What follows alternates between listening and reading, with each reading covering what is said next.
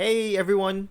If you've been following along the reports of our group, you know we've been discussing about the 6 different models of distance education as detailed by Verduin and Clark in their book Distance Education: The Foundations of Effective Practice, which they published in 1991. For this report, we are going to be wrapping it up with the last and 6th model, the Type 6 model of distance education, but other reporters will try to report other models outside of these authors, Verduin and Clark. Let's begin. I would like to start with this question. Do you see this picture? Have you experienced this as a kid? On a weekend, you're in your chair watching a TV and you've seen this show? Do you recognize it? For those of you who do, yep, it's Sinescuela. For those who don't know Sinescuela, it's basically a Philippine educational television series that aired during the late 1990s to teach children science concepts. It was part of the ABS-CBN Foundation's educational program that aims to address a perceived decline in the quality of education in the Philippines during that era. Now, Sinescuela exemplifies what we call the Type 6 model of distance education. So, what is this model?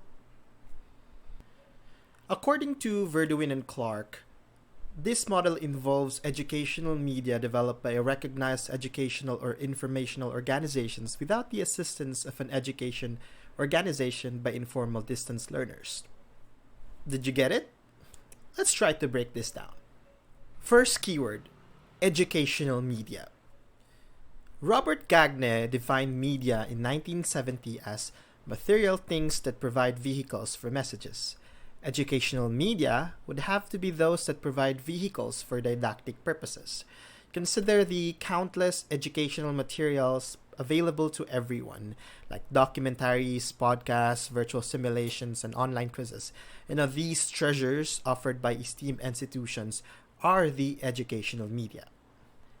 Next keyword, we have educational or informational organization. Essentially, these are the reputed institutions or bodies that create educational media. It's the trusted names behind those documentaries, articles, and applications. They're not necessarily tied to an academic institution. They could be broadcasters, research bodies, or nonprofit. Their primary aim is essentially just to disseminate knowledge.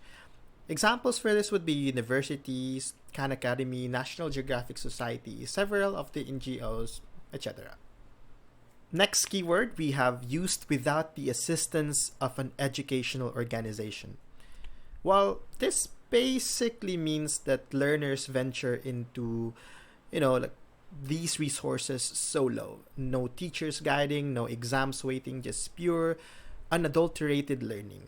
It's like watching a documentary or riveting article purely out of interest. Now, Verduin and Clark also emphasize that Type 6 could be incidental or self-planned learning.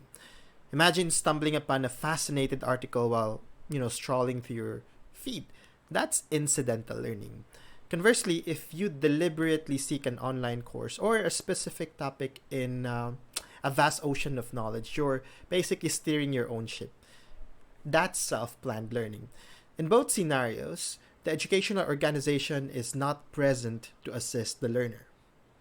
Lastly, we have the last keywords, informational distance learners. Basically, these are learners who are self-driven in terms of seeking for knowledge, propelled by intrigue or personal growth. As Moore elaborated in 1993, their learning pathways are carved by passion, profession, or maybe just mere wonder. Now let's try to look at the definition once again. So according to Verduin and Clark, the Type 6 model involves educational media developed by a recognized educational or informational organization without the assistance of an education organization by informal distance learners. I think this is now digestible, right? This model is basically about teaching yourself using things like online simulations, documentaries, or journal articles. These come from places we trust, like big schools or TV programs, but without any of their assistance. People pick what they want to learn and when. Sometimes they find out something new by accidents, and sometimes they look for it. The main thing is they're learning because they're curious and interested. Now that we define the Type 6 model according to Verduin and Clark, let's talk about OER. With the advancement of media since Gagne's definition in 1970, we've seen many innovations.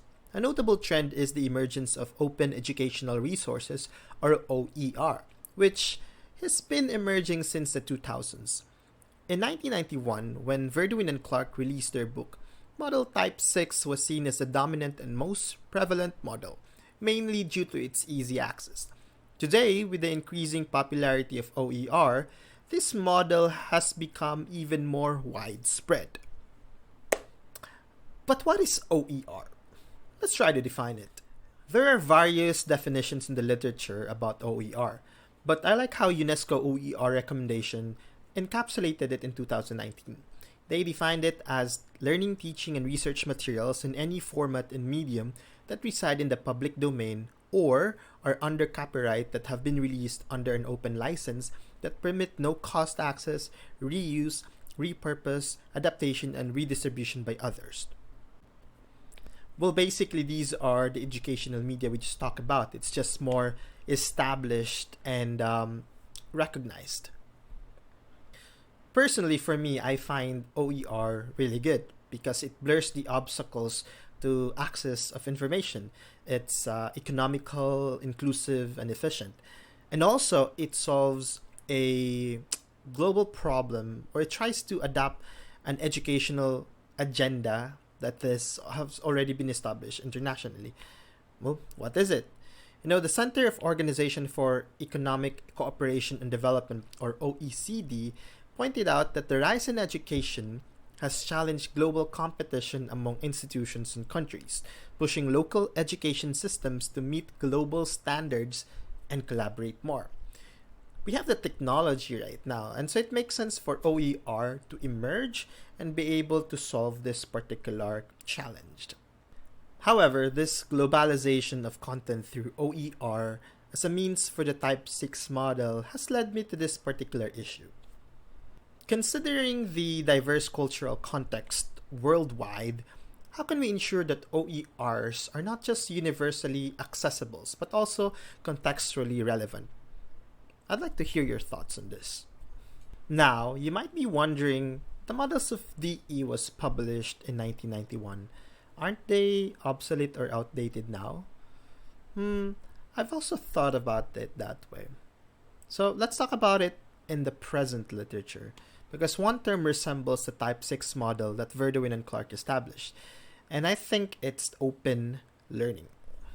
Commonwealth of Learning, or COL, defines it as an educational philosophy where learning can happen anywhere, anytime, from any resource. So pretty much there's openness in entry requirements, choice of courses, place of study and time, etc. I think it sounds pretty much the same with the Type 6 model, right? But COL also defined distance education as separate from open learning. In fact, they established explicitly that open learning is not the same as distance education or distance learning, but both of them are complementary. So if Type 6 resembles open learning and open learning is not the same as distance education, is Type 6 model not a pure distance education then? Let's go back to the definition of DE. We know in Keegan's definition that he emphasized the provision of two-way didactic communication between learners and teachers, or facilitators. COL agrees with this definition. Now, last 2019, we've also read about Psychelis' assessment on this definition, and he even agreed on Keegan, but transforming it to multi-level communication. However, the Type 6 model does not provide didactic communication, which is explicitly mentioned by Verduin and Clark in their book. Because of these conflicting definitions and descriptions of distance education, the Type 6 model, open learning, and ODL even, this brings me to my second issue. would you consider Verduin and Clark's Type 6 a pure model of distance education, given that it contradicts the provision of two-way or multi-way didactic communication set by Keegan and Saikili? Why or why not? I'd love to hear your thoughts on this as well. Now we've reached the end of our rope, but before we end our discussion, I'd like to end with this particular reflection of mine in doing this synthesis and research about the Type 6 model of DE. Basically, one thing I realized that at its core, in all these 6 models of DE, it was born out of a commitment to inclusion, to ensure that geographical boundaries, socioeconomic constraints, or gender bias did not stand in the way of one's quest for knowledge. For me, DE is not merely about technology or methodology. It's a testament to our shared belief in universal access in learning and transformative power of education, basically. As we move forward, let's always remember the fundamental ethos of DE and strive to make it more inclusive, responsive, and, of course, empowering for all. Let's uphold its spirit and ensure that every learner, regardless of background, has an equal shot of knowledge and growth. And that's it for my report, ladies and gentlemen. Thank you very much for